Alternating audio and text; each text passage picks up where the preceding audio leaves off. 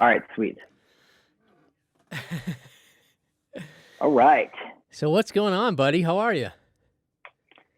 Just hanging out, man. It's been definitely a different couple of weeks, or like a month now. But I'm all right. I'm in Nashville, healthy, so good. How about you? Healthy's good. Yeah, I mean, I'm same thing. I mean, we're kind of stuck here. It's not like I can do much, you know? Yeah. So Yeah.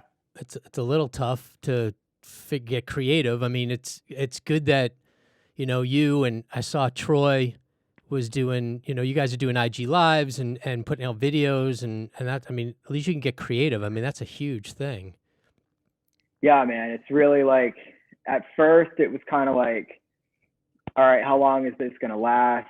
What am I going to do? And then like a bunch of rights started getting canceled. So I feel like the first week was kind of tough. I just was watching like television and Netflix and Ozark and all that. But then like a lot, like the Zoom stuff kind of started happening. So all my rights were like back on and we started doing a ton of Zoom co-writes. And it's been actually pretty cool because a lot of my writing team is still in LA. So we'll just kind of link up on here and like pull the session up. So it's kind of made it way easier to like write more with my LA friends. So that's been good. Yeah. Yeah, I saw Mr. Cabrera put out a song that him and Nash did, and I assuming they did it via Zoom also, because I know Ryan is not in Los Angeles at this time. He's elsewhere, so. Okay. Elsewhere. I mean, it's so hard to know whether I'm supposed to say anything or not, so I just say he's at an undisclosed location at this point, so. He's just quarantined somewhere. Yeah, he's quarantined somewhere.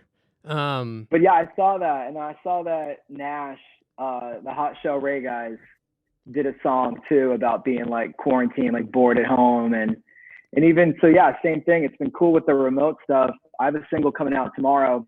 Well, whenever you listen, it's Friday. Comes out Friday. Whatever the date is tomorrow, the 17th. Yeah. And but I recorded it in my apartment and then sent to my like pedal steel player in LA, and then he sent it back. So it's been all remote stuff. I miss playing live, but it's been really easy to get music recorded really quick and like just release it like, you know, a week later, 2 weeks later. So the weird thing too, unfortunately, in this whole mess is Ryan Key has moved to Florida. Okay.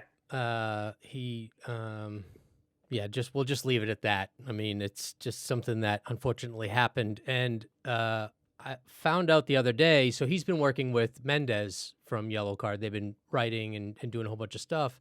And they, there's a new thing. I don't know what DAW you use, but on Pro Tools, you can actually use, I don't know if Logic does it too, but you can actually, it's kind of like a desktop share or a screen share where if I'm here and, you know, you're there and, you know, someone else is, you know, someplace in another state, you can actually, you can all share the session. That's cool. So you can jump on each other's session and like all be able to use it. Right. And not only that too, like I could say, hey, listen, on that track right there, will you plug in, you know, your plug in DI or plug in a microphone and will you record something, and you can record straight onto that session too, or something similar to that. That's awesome. Yeah. We haven't, a lot of our stuff has been like, all right, hang on, we'll mute Zoom, record some, pull up like Logic, send that over. So yeah, that sounds like way easier. So we need to look into that. Yeah. Yeah, I mean, I don't know it's, and I'm sure it's Pro Tools, so it's probably like $1 million to get it, I'm sure, kind of Yeah. thing, you know, but Yeah. Yeah. it's a good way to get creative. I mean, essentially now, as you know, as awful as this sounds, I feel that the music business could potentially pick up maybe.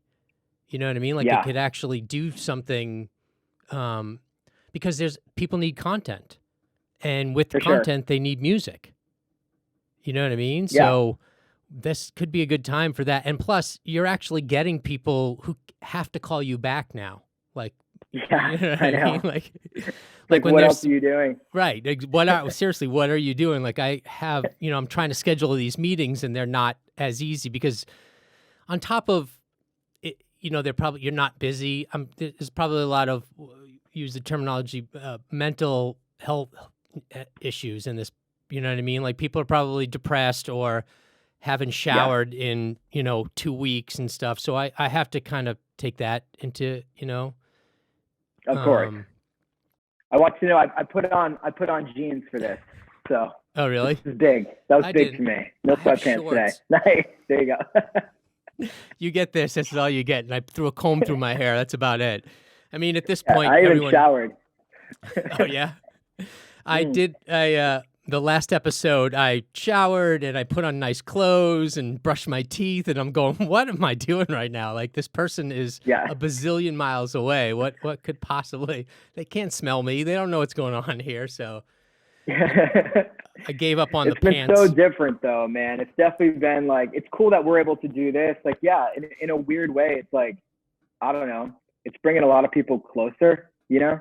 Yep. I definitely miss not being able to play live has been tough.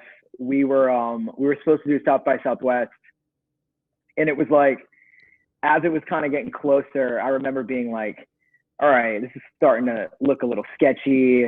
Like, is this going to happen? And then we were still going to do it and drive from Nashville. And then it got canceled. And then it was like that weird night when it was kind of like Tom Hanks got it. And then Trump was talking. And then that dude on the Jazz got it, Rudy Gobert. Yeah. And then South by got canceled. And it was just like, what is happening? Like, how serious is this thing? And now it's like 5 weeks later and it's like, you can't go outside.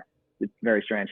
I know an artist that actually was in Texas, like drove down there from California and was there, and they're like, and they were canceling, and he's like, well, screw it, I'm just gonna play at local bars because people still wanted South by, and yeah, for sure. then the bars were like, yeah, no, not gonna happen. Yeah, and then closed it down. So that's like Nashville. It was like they kind of had a slow start here to shut things down. There was like a video going around on Broadway, and I think it was at the stage, and like it was packed, you know, because it's like a tourist town, and it's like it's a party town, and it's a music town. So, but I think with like the Zoom stuff like this, I mean, everyone's writing, and a buddy of mine has a distribution company, and they had like an article in Rolling Stone saying that their usage rate is up like 300% of people uploading to like Spotify and Apple. So I feel like everybody is just like creating and then releasing. Yep. So I miss playing. Obviously it's like my favorite part, but to be able to just like record stuff in your apartment, essentially like for free, you know, and then just like release it. It's tough. The industry is just, I feel like it's obviously changing. It's been changing, but this is such an example of that, the freedom now that exists, you know? I follow a lot of comics who do podcasts, and with it their thing is when if they went on IG Live and they started doing jokes, there's no response. They can't hear people laughing or not or whatever. And I'm assuming it's kind of the same for you. I mean, you're kind of playing by you're basically on your IG Live is a full-on music video, really, where you have, you're just there and you're just doing what you got to do. And do you feel that you notice a difference? I mean, obviously you notice a difference when you're on stage, but can you work through it? I mean, is it something that it's easy? Is it hard? It's something that you've been doing for a long time, or? I think you nailed it. Like the strangest part is after the song, the silence, you know? It's like you're so used to there being some sort of reaction, and then you just kind of roll with that reaction. And I feel like you can be as prepped as possible for your live stream show. And it's like, once you start playing, like that's totally normal, you know? But it's the second you stop and it's just silent. And then you're trying to like I did one where I was just trying to play a set, like not really pay attention to the people commenting and stuff. But then that felt kind of boring. Like that was really strange because it was just like playing a show to no one. So the last couple I've done, I've tried to keep it a little more interactive because it's like somebody will throw out a song request and it's like, I feel like that's a little easier. It's when you're trying to just like really have it be like a show and that's it. It gets a little weird. So for comedians, it's like people can't request jokes, you know? So I can see where it's kind of strange for them. For us, I feel like if we start doing like some random covers that somebody wants to hear or like an old song or like somehow keep it interactive, but the silence was rough. The first time it made me nervous, you know, like trying to talk. I was like, and I think like even after the first song, I like put the capo on the wrong fret for the second song. Like I was completely thrown off. Yeah, but at that point you could stop, you know what I mean, and refret it, and then, you know what I mean, like who cares? You're not getting paid. They should be happy that you're performing. I know, and it's been cool seeing. I did that uncanceled music festival last week. Oh yeah. For a couple of venues. I think Rockwood in New York, they did it, but I did mine for Hotel Cafe. So it's cool to see like some of these things coming in with some structure to it. You know, I think there was another one over the weekend. Butch Walker played, like a bunch of people played. I think they did like 2 songs a piece. They had like 15 minutes a piece. So who knows, like if that's going to be the next thing where like there's actually like more structure to these things, or even like I want to jump on one with some friends. I know you can kind of like tag up on Instagram Live. That'd be kind of cool to like see how that goes. Like go back and forth, maybe do like a write around with like Troy or Brenly or somebody and just like see how that goes. Just, I feel like now you can just kind of experiment with whatever, you know, it's all good at this point. I think the Zoom, I mean, if you guys did it, I don't know, you can't really do Zoom Live. You would have to do it and then post it later. I mean, Instagram Live, I don't know how many people can come into I thought it's only 2. Is it? Do you know? Or? Yeah. I'm not sure. I'm not even sure with like IG Live. I think you can do like 2 or 3, but I'm not sure. I've never actually done it with someone else. So yeah, but how many episodes are you in on this? Well, I had 2 normal ones where people are actually in my studio because that was the purpose of it, to have people come here. And then, you know, I just uploaded 8 on Monday, the 8th episode. Oh, tight, man. That's awesome. Good. So, you know, it's, again, the same thing I keep telling everybody is all this that you see around, it's all free. You know what I mean? Yeah. I own the cameras. I own the equipment, the studio. You know what I mean? Like I have all this stuff. I'd love people to be able to come over here. I mean, this studio has always been that studio that, hey, come on over, you can record. I mean, both Ryans would always come over and vocals and all that stuff. It was always something that was here. I mean, I bought all this equipment. It's just sitting here collecting dust. Why not? You know, let them use it. So to me, it was just something I just wanted to be creative with people. And I just, you know, obviously I know a lot of celebrities, but the key is I want to talk to people who I want to talk to. You know what I mean? Yeah. Like it doesn't, I mean, you know, in my eyes, you're a celebrity, but I mean, if I want to talk to, you know, I don't even know, I don't know, Jay. Whoever. Yeah. Right. You know what I mean? Just like some random person. Like, I know it's stupid, but like even, you know, Ryan's roommate, Jay, who is, you know, lives in the house, he does a lot of stuff with CBD and all that stuff. So why not? You know what I mean? Like, I wouldn't mind talking to him. You know what I mean? So I'm doing this really just for me and to stay creative.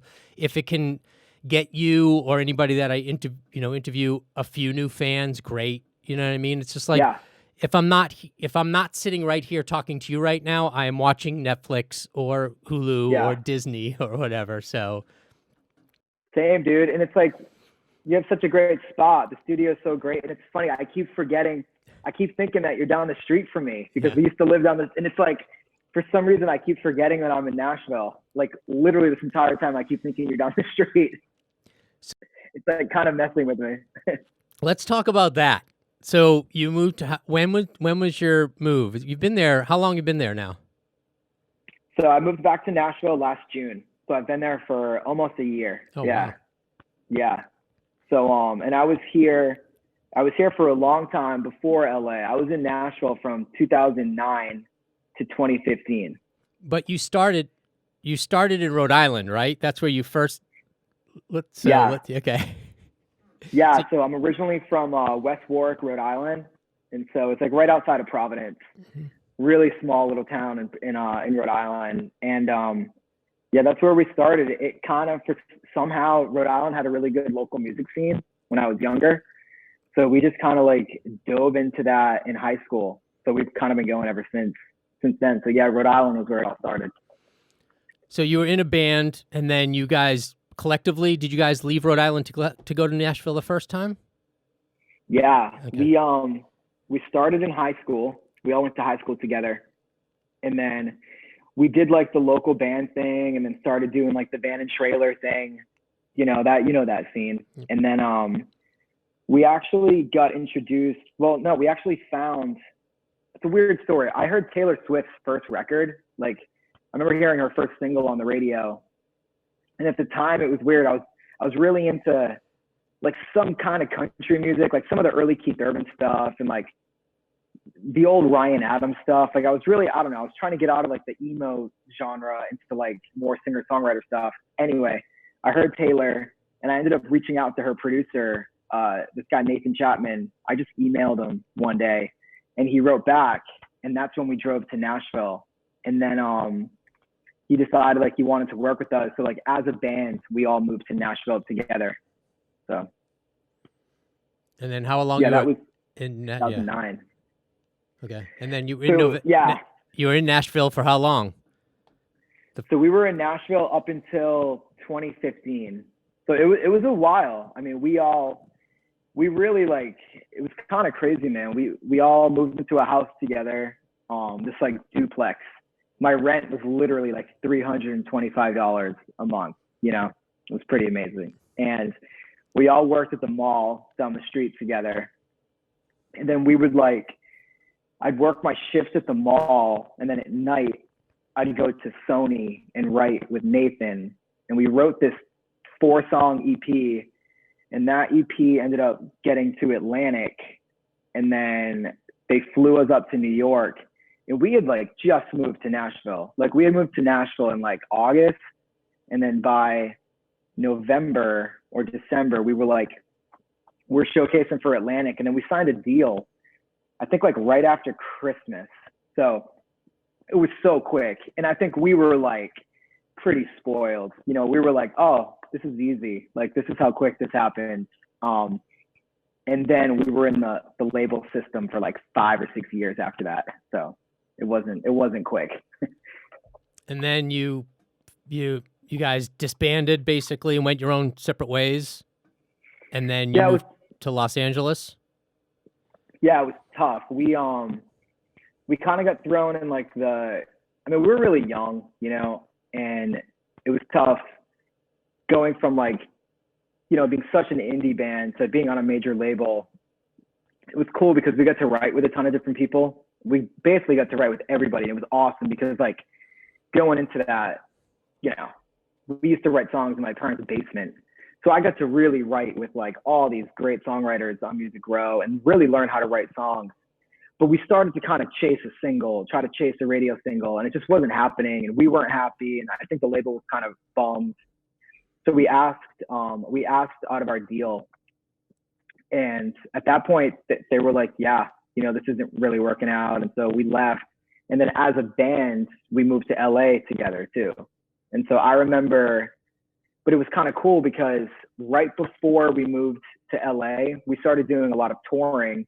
And that's when we got the tour with Ryan. Because I remember I was even like, I got rid of my apartment, and then we went on this tour for like 2 months. It was a pretty grueling tour.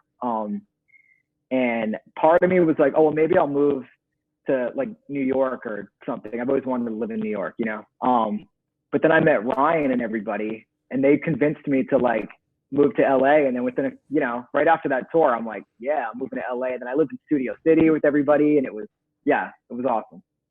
A lot of it, I think, was because of Ryan, to be honest. Was he doing full band then? Were you guys doing both full band? Yeah. Oh. Yep. That tour was crazy. It was the Spill Canvas. They were on that tour. We were on that tour. John from Secondhand Serenade was on that tour. Ryan was on that tour, and our buddy Wind and Sails. It was like 5 or 6 bands, 2 months, and that's when I met kind of like everybody, because Trev was playing guitar that whole tour for Ryan. It was just a lot of fun. We had it was a good 2 months. And then, so you guys disbanded in Los Angeles then? Is that when that happens? And then you decide to do your own solo stuff? Yeah.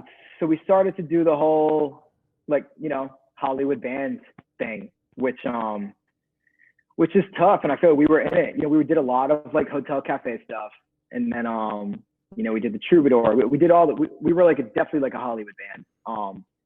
But I think the guys were just a little bummed. I mean, better than anyone, like living in LA, it's tough. It's hard. I think they were missing home. They were missing Nashville. So I know we were in rehearsal one day. We used to rehearse at this place, Cascade, right on Santa Monica Boulevard, like right in Hollywood. And it closed down, which is a bummer. But the guys were like, listen, like, I don't think we want to do this. We don't want to live here anymore. And at that same exact time, The Voice had hit me up on Instagram or something. They kind of look on YouTube to find artists to audition. And the first time I was like, nah, this isn't really for me. But then we were like in this rehearsal space, like breaking up as a band, and I was just so bummed and pissed. And so I went outside and I hit up The Voice back, and I'm like, yeah, I'm down. I'm down to audition. And so that's kind of when the band like crumbled. So you go to The Voice, and how was that experience? Do you want to talk about that experience, or? Yeah, for sure. The Voice was definitely a different experience. Going into it, I had a lot of thoughts. I had a lot of thoughts about like that whole thing. Especially like I feel like I came up, the hard way. The whole like playing in front of nobody in the van and trailer and touring and stuff. So like some, part of me looked at those shows as like, this isn't real. This is fake. But I don't know. I always found it kind of interesting, and it was an opportunity. And I feel like if an opportunity like that happens, you need to go for it. And then once I got on, like, the people are incredible. Like you make some best friends. Like you talked about Troy earlier. Like I went to his wedding over the summer, you become best friends with people. And 2, the talent is just like out of control, and it's like, if you have the balls to go on TV and sing like that on national television, like, I don't care how many crappy bars you've played, like you're just as badass as anybody else, in my opinion, now. So I thought it was awesome. Who were the 4 judges when you were on the show? So for my season, we had, it was Adam Levine, Gwen Stefani, Alicia Keys, and Blake Shelton. And who'd you get picked by? So I had Blake turned, Alicia turned, and Gwen turned. Only Adam didn't. And I was so pissed because I wanted to be on his team, but it threw me for a loop when I was trying to pick a coach, for sure. Yeah. Yeah. I don't remember. Who did you pick? Who'd you end up picking? So I went with Gwen Stefani. Okay. Yeah. It was just kind of, I don't know. That moment is like, that's like one of the most stressful moments, because it's just like you're talking to these people and like you're looking around and you're like, is this even real? You feel like you're in a television, which is really weird.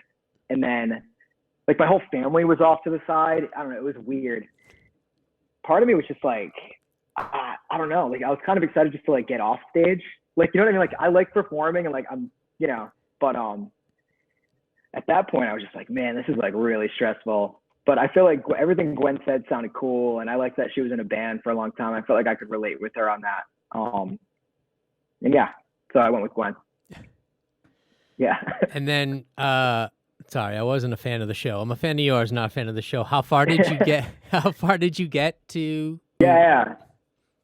I get it, dude. I had never watched like a full season of the show ever. Like I had some friends that had been on, like, you know, of course in the past. So I would watch their auditions and like I knew what happened, like the chairs, you know, that's like, to me, that's probably the most interesting part of the show. And I think it's probably all of our favorite part of the show too. So I made it on to the first week of the lives. So I was on for like 4 rounds. I think I got knocked off on the 4th round. So yeah, I got like just far enough to feel like I really got the full experience of the show. But then like, I feel like I was kicked off at a decent time. Cause like, I feel like the live shows, they start to get a little weird and like really grueling, and it's week by week as opposed to, before we kind of have like a month in between, like, you know, the days that we would film. So you had a lot of prep time when I was there, and the live shows are, plus it's live TV. You know, I remember when my live, I was like the first one on, and it was just like waiting for the show to begin, you know? I don't know, the whole experience, all I can say is the whole thing is stressful. So I didn't love the show going into it. I kind of talked crap about it. And now I just think like, if you can, I don't know, if you can perform on that stage, like I give you credit. That's like, those are my thoughts now. Who won that season? Do you remember? Yeah, this dude, Chris Blue. Okay. And then one of my best friends, Lauren Dusky, she came in second. So we were there. A bunch of us went to the finale, and it was kind of cool, like just being in the crowd, like being a fan and like knowing everybody on stage. That was pretty cool. Aside from meeting 2 wonderful people, Troy and Brenly. Yeah. Do you feel like you got anything? It's such a tough question to ask you, but do you feel like you got anything out of it? I mean, any skills or any anything? I mean, what do you feel that you probably benefited from doing the show? Yeah, I do. It's tough because, again, I'll go with the positives first. I think you get a lot of training, which is cool. You get these like vocal sessions with these absolutely professional coaches. The Voice has like a staff of just like these incredible coaches. So basically, to get that training, I had never really had any training before, any vocal training. So to walk away, and we even get to walk away with some of the warm-ups. I recorded like a bunch of my sessions. So I feel like some of that stuff is kind of priceless. And then you make fans for sure. Like I've definitely made a lot of fans on the show. And it's like the ones that are kind of all about you, or they're super loyal. There's definitely like a fall off, I think, with the majority of them after the show, but the ones that were there for you, like kind of stick with you. So that's cool. And yeah, the social media benefits of it, or like in this day and age, those numbers, and even little things like, I sound shallow saying it, but like getting verified, like all that kind of stuff, it kind of makes you more legit, you know? I'd say the downfall of it, and it's still like, I'll be really honest, like I feel like I'm in the middle of it now still, with the music industry. Like, I don't know if the credibility factor and the coolness factor of it, like, I don't know if that helps or hurts you in the music industry. I think at the time it's really nice and it's beneficial, and because you have a lot of eyes on you and you're getting all this traction. But then as soon as that wave is over, I feel like sometimes people kind of look down on it. So trying to navigate it and it not being your entire existence. So if anyone's listening that they're thinking about doing the show, my best advice would be do it and then just move on to whatever's next for you. Like, you don't want to be like talking about it and just doing shows and blasting like the Voice on it and stuff like that. I think it's cool to do interviews and talk about your experience, but it's like, you can't cling on to it. And because I just think I think it's not beneficial when it comes to that. The first season, I think, was Cassidy Pope. Do you remember? I remember, yes, she could. I'm not sure what season she was, but I remember, yeah, because she was in that band. Was it Every Avenue? Was that the name of her band? No, that was Dave. Okay. Dave is in What was that movie. Cassidy's? Okay. She was in a band. I forget. The funny thing about it was, so when I had my house on Mulholland, Key and Mendez were actually working with Cassidy on a pop song, like pop music. She was, I forget what the name. I thought the band came into my head, but it didn't. But she was working at that, and at the time we were doing this, this little pop stuff. I mean, she was killing it. I still have the music actually on my hard drive. I mean, she was doing so great. And then Yeah. she got the call to do the voice, and then became some country pop star or whatever. Yeah. And Yeah, because she was in a cool like pop punk band. Yeah, I remember that. yeah. And then there was also another friend, good friend, right? His name was Joe, I think. He was in oh my God. I don't remember the name of the band. He was in that season too, but yeah, I mean, it seems like it's just like I feel like it's like anything else, American Idol and and America's Got Talent and all that stuff like that. I think that it's all what you do with it. You can parlay it, I'm assuming, into whatever. But yeah, there could be. So you don't like the whole, formally or season whatever contestant Johnny Gates kind of like you don't like that kind of advertisement or. Yeah, I personally would look at that as a negative and kind of like a strike against you.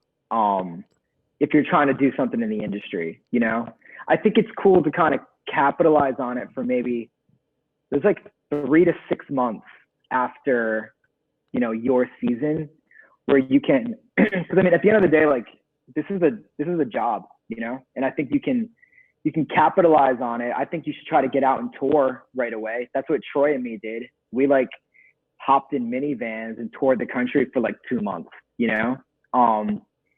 some nights were crazy. Like some nights were like, we'd be packing these venues and they were like selling out venues and they were all voice fans, and then some nights were a struggle. And it's like, that's where you start to see like the reality of it. But yeah, you're right. You can parlay it into some like cool gigs and like even some like I did like some corporate stuff, that pays like really well. So you can totally parlay it into some stuff to help your career. But I think like you don't only want to be that artist, I think you want to, if you can come out with like, the fire of the show and the audience and like use it to your advantage to like release your music and get people back to like your project. But you don't want to be the person that's like still kind of clinging on. Yeah. I think that's a tough situation. So now you move back to Nashville and what's the game? Well, it's so funny because at the beginning of this year, people are like, what's the game plan for this year? And I'm like, oh, there's this, and I have TV shows, and I'm working on all this kind of stuff. And then all of a sudden, this all happened. So if we had to push your game plan, when all this mess is over, what's the game plan next? I mean, I know you've been out, you're touring, yes? Or you were touring. Yeah. Yep. Yeah. So luckily, like so once this all hit, I was in a writing phase anyway, and I'm actually I'm just about to sign a publishing deal here in town, which is one of the big reasons why I moved back in the first place. So I'm gearing up to do my next EP. So I put an EP out last September or October. I think it was September. And so I've been trying to write stuff for the next EP and just basically put together like the Nashville team. And I really wanted to sign a pub deal here.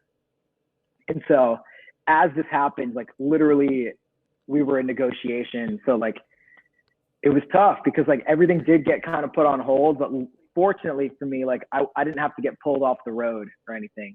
But really like I had a show, actually, I think, South by got canceled. And then tomorrow night I was supposed to be in Rhode Island opening for Leanne Rimes. That got canceled.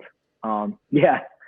But yeah, for me, it's like, I got to send you some of the new stuff. I've got a ton of new music. So I've been like, when I came back to Nashville, I dove back into the Nashville community and started writing. So we're pretty close to being done with the EP. We've been kind of shopping it around a bit. So a lot of it's been like conference calls, which not my favorite part, but it's the business part that, you have to do. So luckily I didn't get pulled off the road, but I don't know how long this is going to last. Like I was definitely gearing up to get back out, I'd say like before the summer hits, you know, and had some shows planned and stuff like that. So, but I mean, everybody's kind of getting hit by it, whether you're touring or recording or whatever. So it's just different. Do you have a studio in your place that you're in now, or do you go to a studio, or how's that working?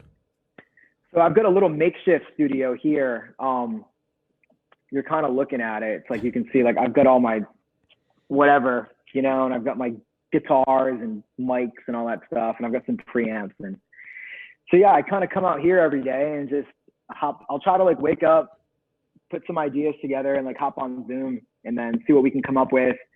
And then usually spend like the rest of the night back and forth with someone trying to do a session. And it's been nice because I can do a lot of my vocals here and just fire them off. And to be honest, we've been moving like pretty quick. We've been working pretty quick on the songs because I just think everybody's bored. Yeah. You know, there's like no distraction. No, there's none. I mean, that's the thing. Like you sit there and say that you'd rather go to these meetings in person than do them via a, you know, conference call or whatever. But I'm getting people, it's funny because the stuff that I've been doing this year, I'm getting higher up people on the phone that I would ever be able to get on because there's no excuse. You know what I mean? Like Yeah.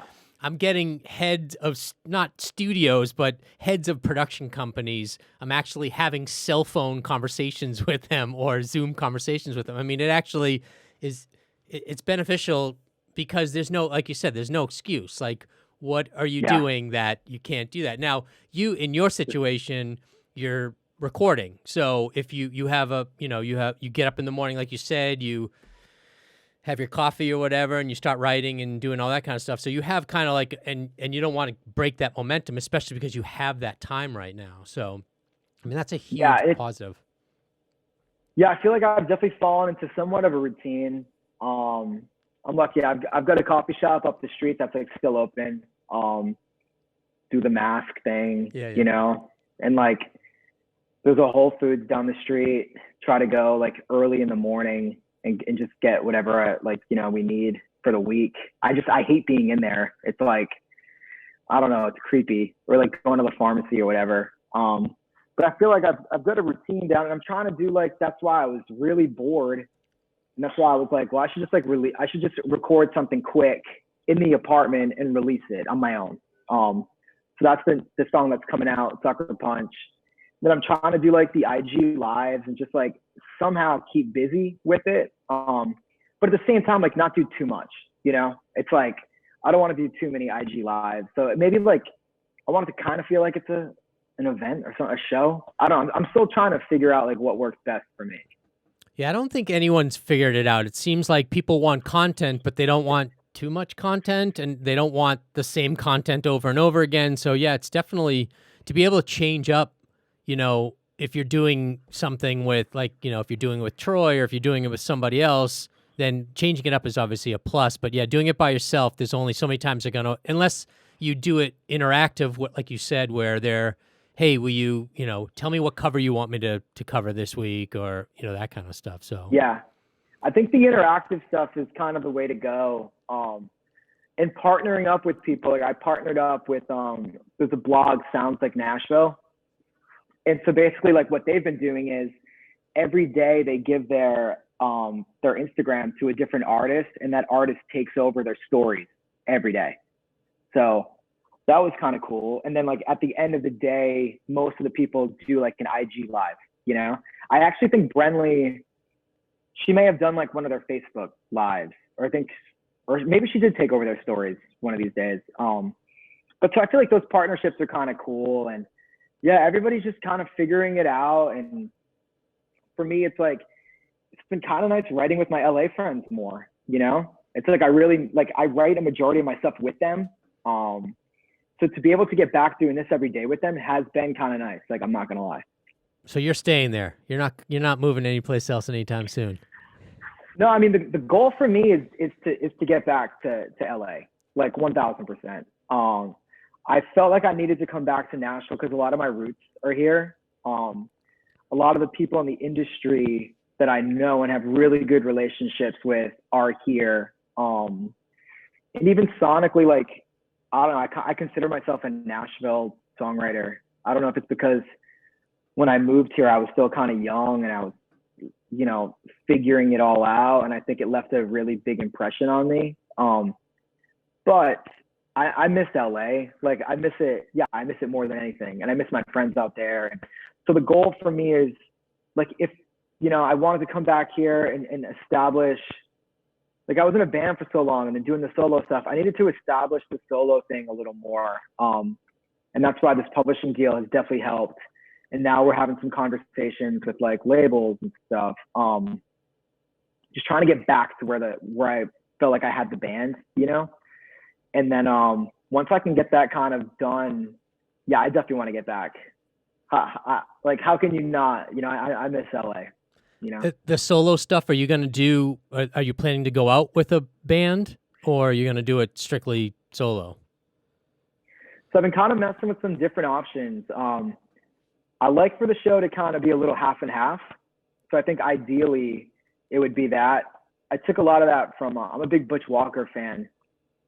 And every time I go see him play, he does his solo stuff and it's super cool and intimate. And then he brings his friends on and they just like jam, So if I could somehow get it to a point where it's sustainable to kind of do the solo thing and have a band with me. And like, I really like to have pedal steel with me. And it's like, yeah, I feel like I was doing a lot of the LA stuff, like Hotel Cafe, and I feel like we got it to a point where it was like, that was starting to happen sonically. So if I could take that and bring that on the road, that would be ideal. Butch is not out there. He's still in Los Angeles, yeah? Still in Malibu? Yeah, yep. He's got, I think it's called Ruby Red Studios out in, it's either Malibu. It's somewhere like, by the water. Yeah. But there are a lot of other writer producers out there because Dave Hodges is out there, yes? Yeah, and then, so Dave moved out here, yep. And then I'm not positive. I keep forgetting to check, but I feel like Marty Fredrickson might be out there too. Do you know him? Yeah, yep. So I did a session with Marty a few years ago, back when I lived here the first time. And I was just actually, I was having breakfast with a writer that's on my publishing company, and he brought up Marty's name. So I think we're going to try to collaborate on something, but like Nashville's definitely more than just, country. I mean, the fact that Hodges is out here and guys like Marty and the whole like East Nashville scene too is really cool. It's the whole like indie Americana. And some of that stuff is more country than what's on country radio, Yeah. So I feel like I've always kind of fit somewhere in between both of those worlds. I'm glad we caught up. I appreciate you taking the time to do this stuff, and I know that our little circle of idiots miss you for sure. Yeah, I miss them all so much. It's rough. It's hard not being there. It really is.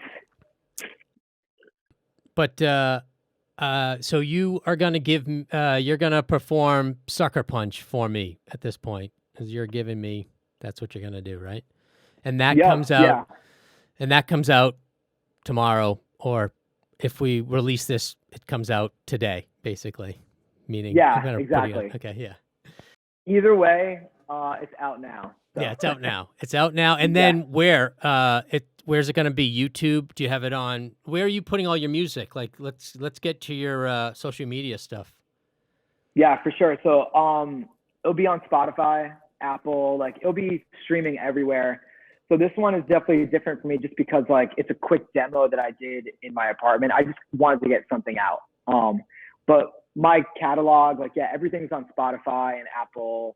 And then there'll be a video for it on my YouTube channel. And so got all the music videos up there. And then my social media stuff, Instagram, Twitter, it's just Johnny Sings. So you can find me there. Good times. Yeah, dude. Well, thank you, Mr. Gates. It was definitely a pleasure. I appreciate you doing the time, like I said, and good luck to you. And as always, I say this all the time. I mean, my podcast is called Cool, Calm, Connected, because I'm connected, or I feel that I'm connected. So, but you know me, if you ever needed anything, it's always, you can never hesitate to call. Even if when you come out to LA, you need a place to crash or whatever, you're always welcome. And you got my studio too, for sure. So, Well, Rob, I appreciate it, man. I miss you guys. I really do. And hopefully when this is all over, I'll be back out there ASAP. I can't wait. Stay All healthy, right. man. Stay safe. All right. Take care. Later. Later. I didn't even want to find you. I was doing alright till you showed up like a diamond. I already hit the lights. And I was sitting in a stop sign, corner of Melrose and Vine. Felt you crashing, the cars keep passing them all, robbing me blind. And I should probably quit before it's me, rips me straight into my gut, my little sucker punch.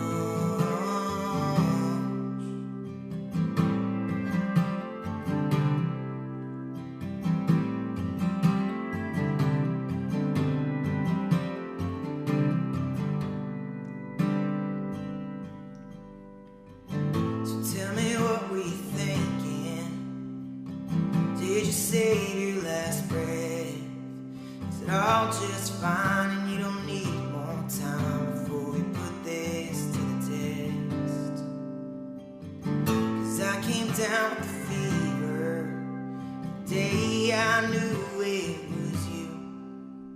And it's knocking me out of this dangerous and cruel. And I should probably quit before it hits me, rips me straight into my gut, my little sucker punch.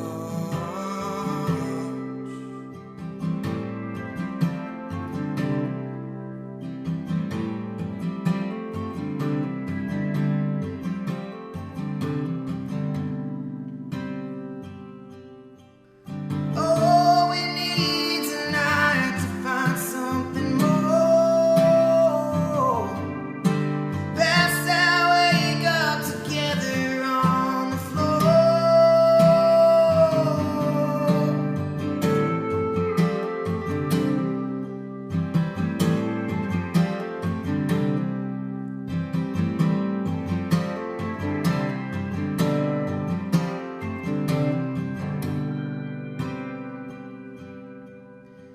I should probably quit before it hits me, rips me